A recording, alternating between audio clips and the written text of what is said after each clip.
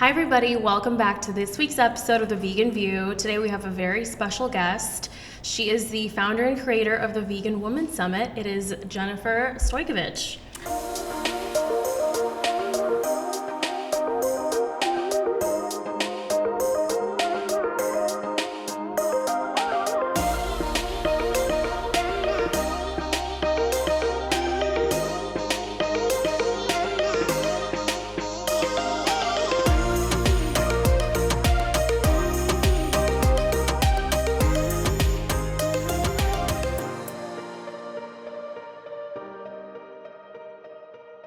Happy to have you on the show. Welcome. Nailed it. It was really hard. I was really nervous, not gonna lie. Every time I can hear when there's like an announcer and they're going through all these names and then there's a pause, I'm like, that one's gonna be me. I know for sure it's me. Debating how to say it. Yeah. Stojkovic. Okay, got it. You're just totally a pro. So happy. Thank you for taking the time to be on the show. For those of you who have not heard of the Vegan Women Summit, can you please give us a rundown of what it is and what led you to creating it?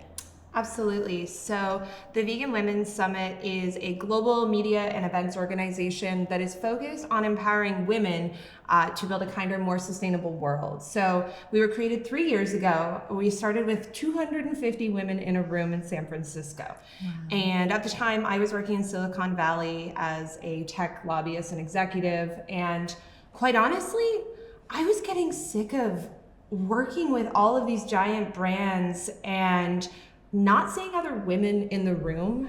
Being in the tech industry, it's really true, the tech bro rhetoric that you hear about all the time.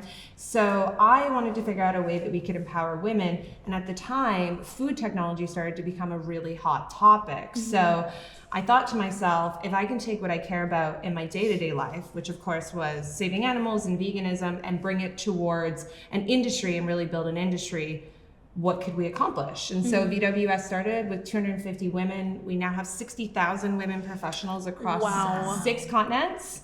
And the goal is really to just inspire women to give a shit, to get into the space, to build really exciting things, to get jobs in the space, and just become advocates for building a kinder, more sustainable world. Right. And maybe to get to Antarctica too.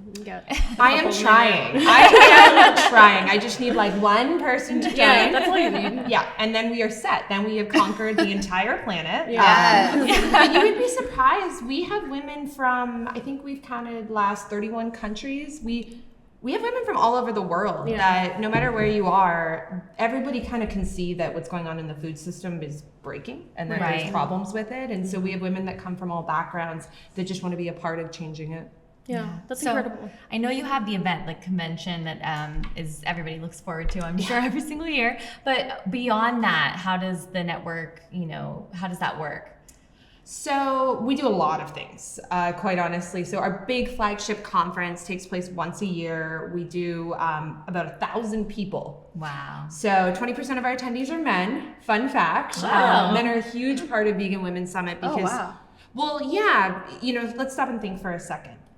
Who do you see buying groceries when you go to the store? Women.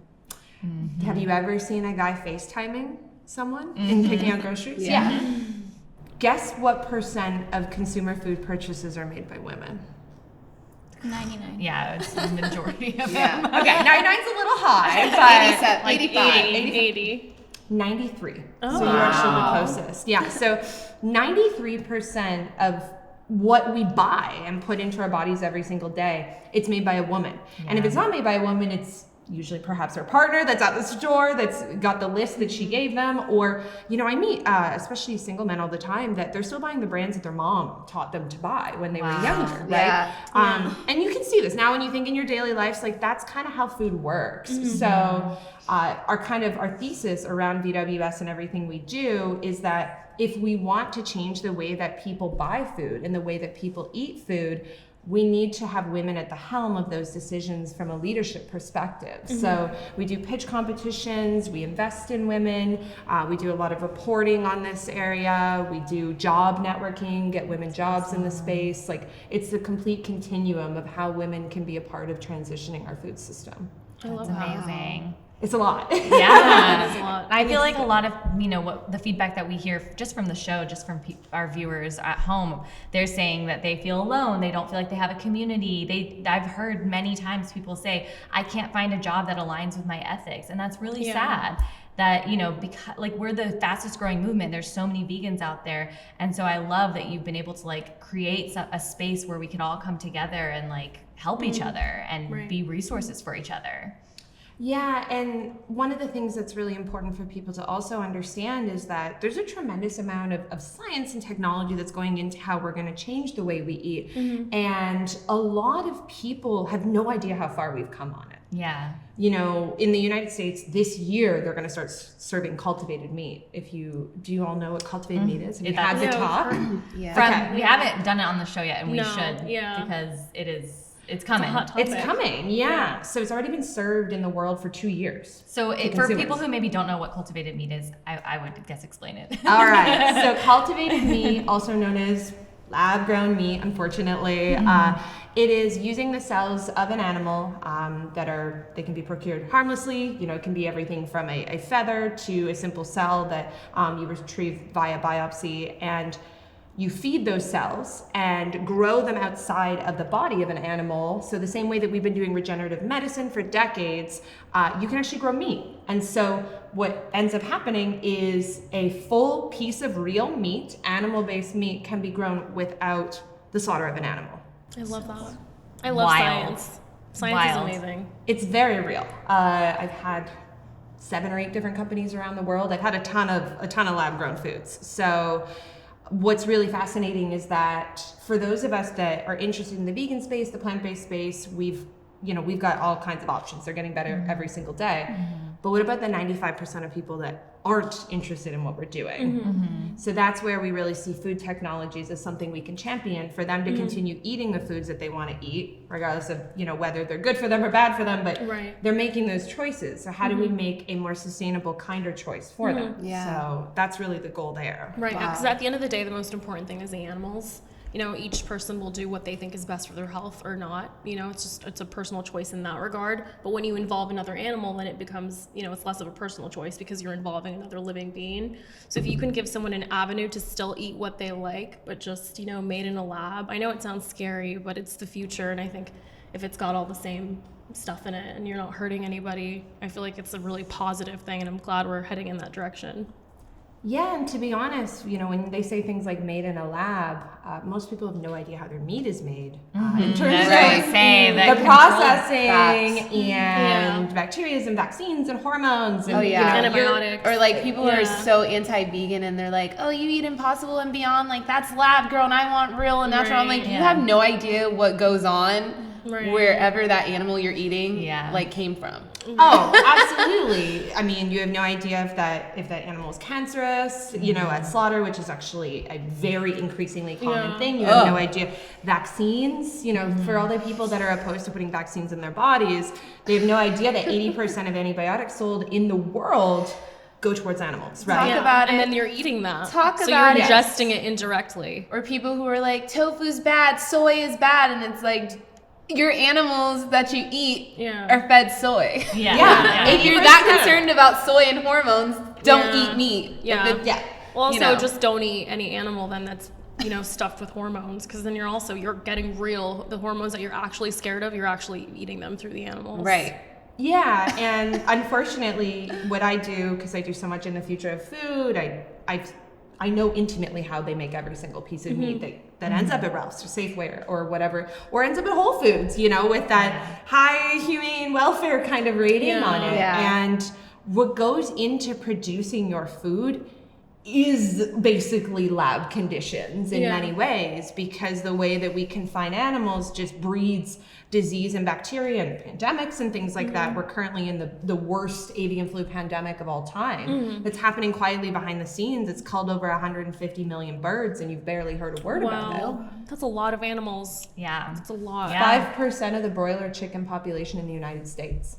Oh my gosh. 5%, 20% of turkeys during Thanksgiving. And it's so such is a this danger. separate from the issue that's going on with the eggs, or is this all tied together? Because I know we just did an episode where we talked about an egg shortage. So Yeah, so the avian flu originated from a domestic fowl farm in China over a decade ago. So it did come from farming originally.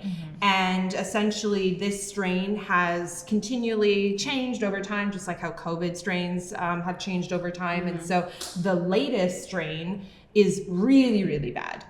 And so it's affecting eggs. I should correct myself, it was egg layer chickens that have had a 5% reduction. Broiler chickens, it still hasn't hit them yet. Turkeys have been hit really bad on it. And what's crazy about this one is it transfers to wild animals. Wow. So there's thousands. Oh my God.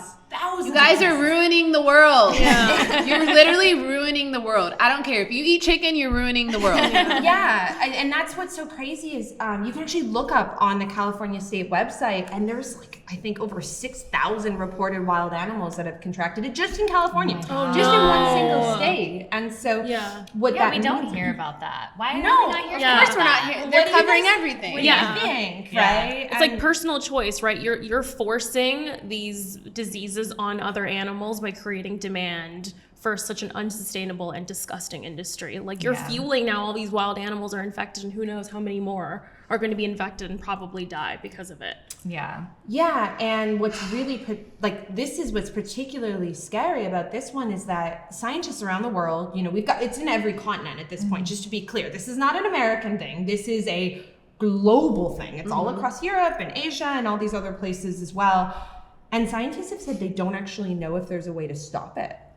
Like multiple renowned scientists have come forward and said this one may be here forever, and now they're talking about doing some really crazy stuff like vaccinating chickens. Oh my goodness. So again, if you are All a person, for you to have some fried chicken or some chicken Is breast it on your worth plate. it? Like, is it really that deep? Is it really worth it? Especially when vegan chicken to me It's is so like the good. closest to like what I remember chicken tasting like. Yeah. It's so good. And we're, like you said, we're so close to getting you the real thing if you really want it. And I really try not to strongly dislike humanity, but conversations like this make me strongly dislike humanity because these are the same people who are like, oh, climate change and oh, da, da, da. And they think it's just the big oil companies. And it's like, no, it starts on your plate. It starts in your home. It starts with every choice you make. And you guys are pissing me off. well, that's the thing. When it comes to food, there is just this level of irrationality that happens with people. You talk to them about fossil fuels and they're like, fuck fossil fuels. Right. This is, it's BP, it's Exxon, it's Shell, it's all Go these electric. guys. Yeah, exactly. And we don't even talk about the electric car and the cobalt mining with the Congolese children that are being used to do that. Like there's an entire other conversation to be had. But at the end of the day, and I held a press conference at COP27, United Nations Climate Conference. I just did South by Southwest. I do the top conferences in the world with this kind of topic. And every goddamn time, we'll do a future of food conversation. We'll talk about alternative protein. We'll talk about plant-based. We'll talk about everything we're talking about now. And then we'll go to the reception and there'll be like Wagyu steak. oh my gosh. This happened to me. I have been to maybe 20 Future of Food events just in the last month. I travel a lot and speak a lot. And I would say 90% of them served steak. Like not even chicken. Steak. So I work in the investment side of this, and people have put billions of dollars into alternative protein.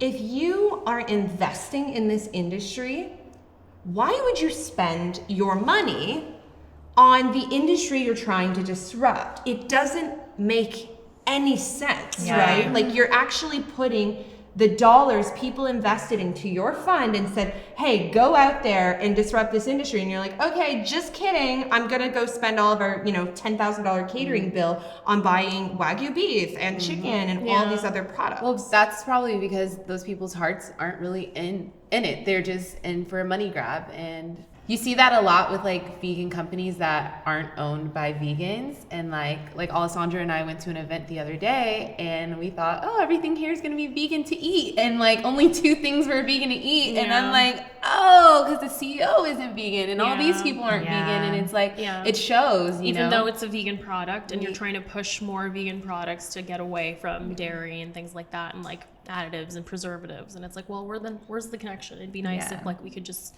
be on one level and stay there and really promote sustainability, right? But it's kind of lost on a lot of people. But if the individual isn't already living their life like that, like I can't expect them to understand. This is more than just, oh, this is what's popping and fad right now. Like, you know? Yeah, no, absolutely. One thing I would, provide as a counterweight to that, though, is that if you want real food people from the food industry to be building these companies, which is what we need.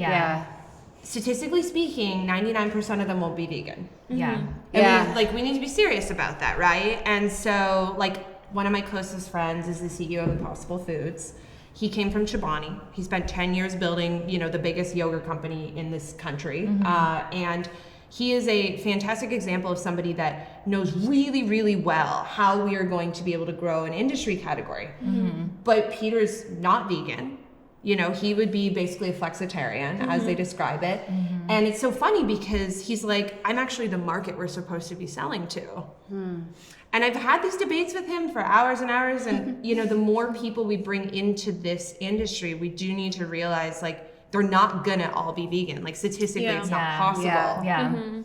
So I think it's a shitty fact. Most of the CEOs and executives I work with that aren't vegan that go into this industry drastically do change the way they eat. Most of them, I would say, are probably like 80% vegans these days. Just like, what else do they need to know or see or hear? It's a frailty of humanity. Like, let's be honest. It's a shortcoming of humanity that you can have all these facts and you still don't act on them. Right. Wow. Because I think for a lot of people, in my experience, food is a self-soothing exercise. Especially I remember when I was younger and I first started out of college, my first job was at United Way, and we oversaw dozens and dozens of, immediate needs programs. Kids that would go to school with bags on their feet and things like that. And, I worked with so many, like thousands and thousands of people on food stamps. And when you start to realize what their day-to-day life looks like, that escape for them is that Whopper at 12:06 p.m. in the drive-thru that they've got 4 minutes between their break. I think that's also part of why when people counter to me the vegan junk food narrative, they say everyone just has to eat healthy. And I'm like, bro, like we've had lentils for, centuries, like in millennia, they're not eating them. They're not eating them. Like, vegetables are here. And people say, well, if vegetables were cheaper. And I said, well, actually, statistically, if you look at the studies, vegetables are cheap. there's a lot of goddamn Teslas that are parked outside of steakhouses. So it's not actually an affluence thing as much as people think. Yes, you do eat a bit more vegetables, but overall, there is not a significant difference between income levels and some of this healthy consumption. And that points to you that it is not just education and awareness. There's something else.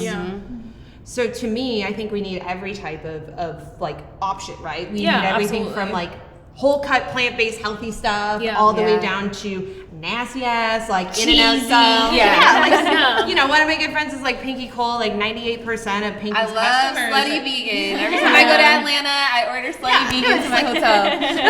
It's like terrible for you. It's absolutely terrible for you, but it's so delicious. Think about how many like really famous celebrities you see post In-N-Out burger all the time, right? And it's like, they have private chefs, they have everything going for them, and they're eating an In-N-Out burger. So if there's a way we can make that simple swap of that In-N-Out burger being an Impossible burger, we should do it. If or being cultivated meat at the very least, because that would have such a huge footprint reduction just to swap the kinds, like not making it vegan, having a vegan option obviously, but then just having that cultivated meat is I think it's just gonna change like the world really, and help us get so much further ahead in terms of climate change and really taking action there. Yeah, I would love to know, because I feel like you see all different types of vegans because of the space that you're in, and I'm sure that you see, different approaches to things for people who are feeling like frustrated, with all the things that we are talking about, like how, corporations are kind of like the man and we can't really we can only do so much as individuals. What do you see people doing in this space that is really inspiring, that is really making a difference, that you feel like people at home could like really grasp onto and kind of take on under their own? Well, I think the most important thing that everyone needs to realize is that you all have your own sphere of influence. Every single one of us has a sphere of influence, right? You have 20 people that you influence in your day-to-day life. You maybe you've never even thought of that. You think, especially younger folks that look up to YouTubers and, creators and TikTokers, and they go, well, they have all these followers, like they're impacting all these people. I can't ever do that myself. Well, that's bullshit. Every single time that you become an advocate in your life, you are creating a circle of change, right? It maybe isn't right away, but what you're doing is you're normalizing this way of life. You're normalizing these conversations. And so Wired magazine, which is one of the leading, tech outlets, they did a piece about the gassing of the pigs. Good. And this is an outlet that even 2 years ago would never do that. You're seeing New York Times articles about these things now. You're seeing the lawsuit, the Smithfield lawsuit, and then we also had the lawsuit with Foster Farms 2 weeks ago where the activists that took the 2 chickens, they got found not guilty. The Smithfield suit, they got found not guilty for taking those 2 piglets. And so that is a big change that we are normalizing these topics in the daily lexicon. Like Stephen Colbert just covered the cultivated meat the other day as one of his features, right? So we need to normalize talking about these things in day-to-day conversations, no matter who you are. And so I think that's the simplest thing. There's a lot of other ways that we could talk about how you can make an impact, but more than anything, we need to make this a regular conversation that day-to-day people have and not an animal thing, as they call it. Right. I think a lot of times vegans get afraid to bring that kind of stuff up because they don't want to be seen as like, oh, you're the, angry vegan. But I just feel like, if we can just make it a normal topic, like we talk about the news, then maybe we would, people would be changing their mind on some things. Yeah. I think that if there's anything that I can leave y'all with in terms of what you really need to talk about, animals are very important, and animals are by far the reason that I am vegan and everything that I do. But the way that I polish myself and the conversations I have in different outlets, especially when I'm going to places like United Nations, I'm a different person. I will talk about the same topic, but the way that I talk to people, the points that I bring up are different, right? So you have to know your audience. It's very important that you know your audience. And so one of the things that we can do is we can look at the data, we can look at the consumer surveys, and we can see what are the reasons people are turning towards this. There's 2 things we can hit.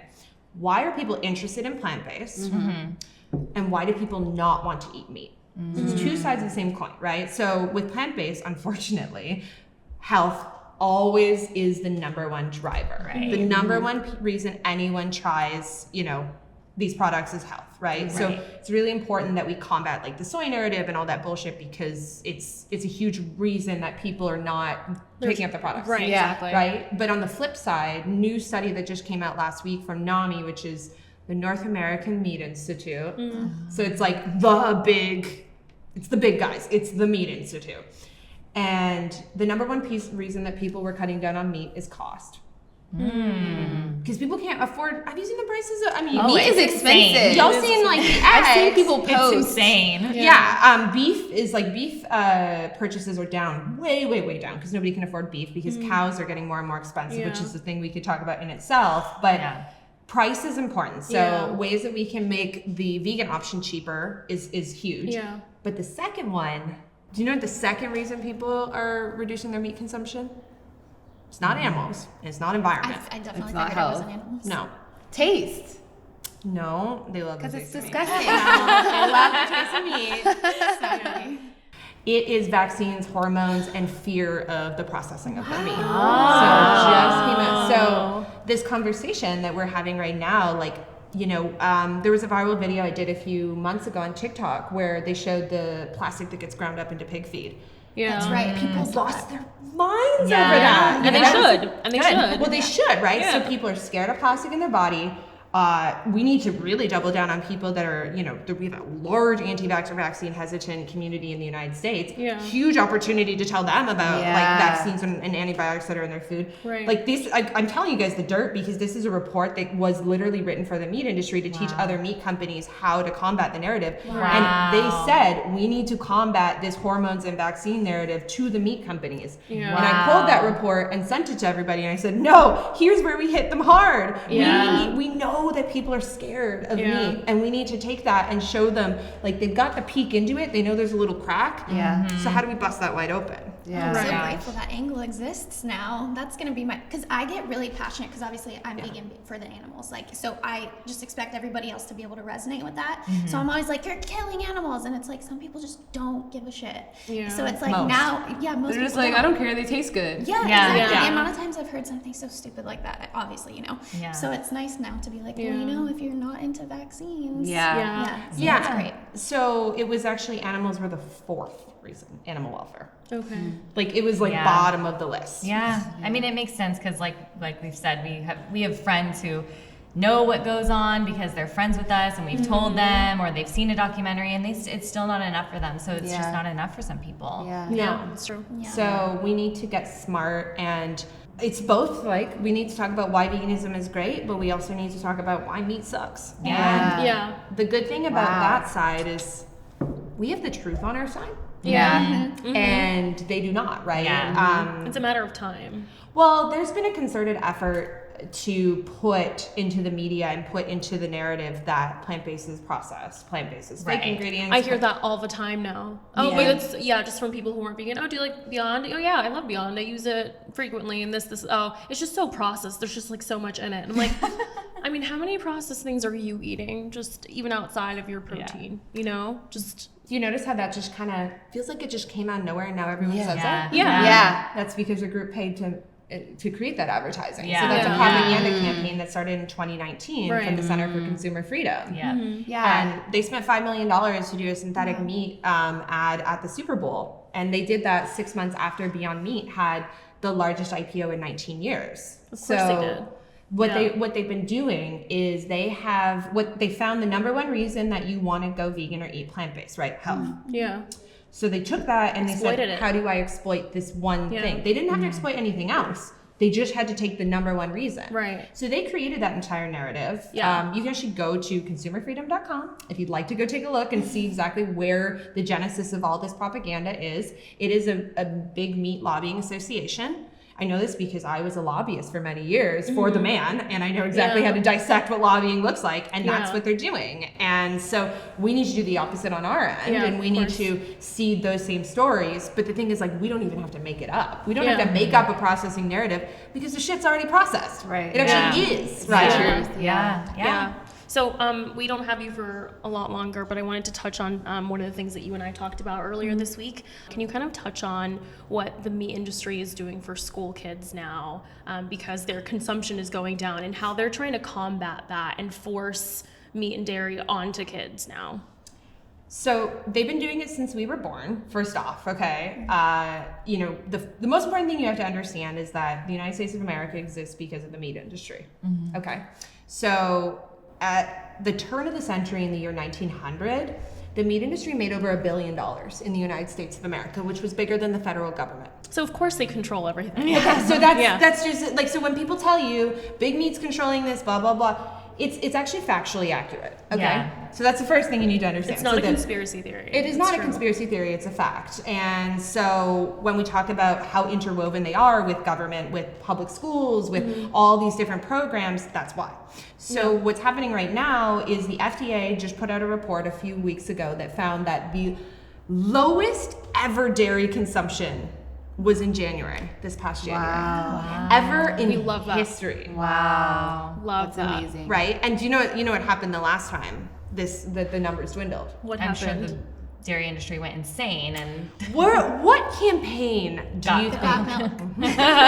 So Got Milk was concocted to get young people consuming milk because young people Yeah. were not drinking milk. So it was a way to make milk cool. Yeah. I remember seeing Britney Spears' ad, and I was like, oh, she's so cool. Yeah. She's like, Yeah. oh, I hate it. Like, even Yeah. I was like, manipulated by it. We all were, of course. Yeah. We were kids. Over 250 celebrities did that campaign. It's because Yeah. Annie Leibovitz is the one that shot it. So they all, it was like a FOMO thing. So they all wanted to. All the celebrities. Yeah, wanted to everybody do it. did that. It's the most iconic. It's one of the most iconic campaigns of all time. Certainly of the '90s. Like it was it was defining. Every single one of us remembers it from our childhood. Right. And then people like you remember you would it's like a baseball card. You would collect them. Everyone wanted to get like every Got Milk ad. And so, anyways, like the short of it is like they've been targeting kids forever. The latest thing that they are doing is they have got Lunchables approved for public school children's lunches. So your public schools will be able to purchase 2 amazing Lunchable products. One is the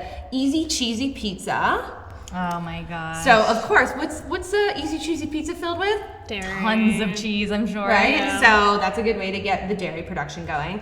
And the other one is like the turkey and cheese Lunchables. Yeah. And so that one's kind of funny because what they're trying to do is they're not allowed to do red meat. So they're like, oh, it's fine. We'll just make processed turkey instead. Yeah. Which turkey has ractopamine and all the exact same hormones and additives that go into your processed red meats. Yeah. Also, they have an avian flu epidemic, so there's a million reasons why you shouldn't be eating turkey either.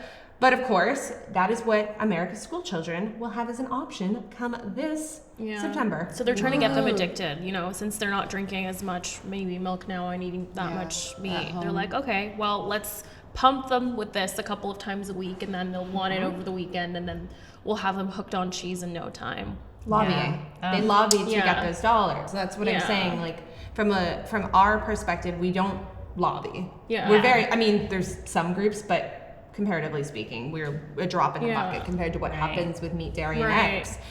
There's a reason why your entire childhood was filled with this crap. Yeah. This is what they did. They did this on purpose. Yeah. It's so sad, and it's so sad that this is even allowed, that we can even decide what, you know, things to fill our children with, not because it's healthy, but because they're losing money and they want to make sure that they stay making money. Yeah. It's just disgusting. It is. And like I said, it's really important to understand how deeply woven meat, dairy, and eggs is to the government. It's a blurry line. Yeah. When you take, you know, the USDA, which is in charge of regulating meat, the first 70 years that it existed, it didn't even regulate meat. It was created to accelerate the meat economy. Right. It's incredible. Jenny, thank you so much for all the information. I feel like we could have you on here 3 more hours and we wouldn't even begin to scratch the surface of all the things we want to cover with you. We'd love to have you back. We'll coordinate and we can talk about all the other things too. But thank you so much for your time. Really appreciate it. Jenny from the Vegan Women's Summit. She's got so much great information. Follow her on all the socials. We'll link all her links. And yeah, thank you so much for coming. Thank you. We really appreciate it. I definitely learned a lot. Yes, So I feel on fire. If you guys have any other questions for Jenny, comment them down below and we'll maybe ask her next time she comes on. And we'll see you guys next week for another episode. Bye. Bye.